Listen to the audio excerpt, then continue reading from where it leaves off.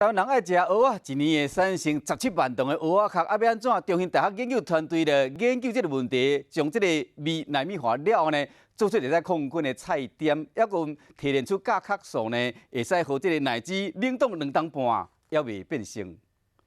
我手上这颗鲜红荔枝，您相信吗？它的采收时间是2年半前。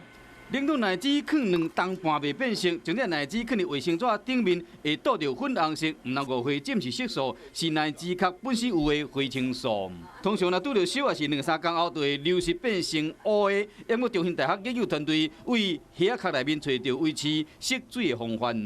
甲壳素，好，然后呢，去保持它的一个花青素的结构。 这种保湿的技术已经伫奶汁外销日本的时，用来维持色水，提高绩效。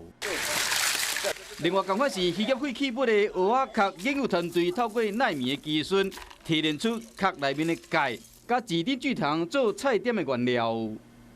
大肠杆菌、金黄色葡萄球菌，还有肺炎链球杆菌，这些抗菌的指标可以达到5个9，就是它的抗菌力可以达到99.999%。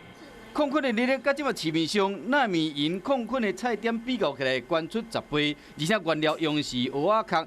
成本唔若减一半，佫会使解决每一年台湾17万吨的蚵仔壳的问题。研究团队将技术转互合作的厂商，目前已经进入测试甲量产的阶段。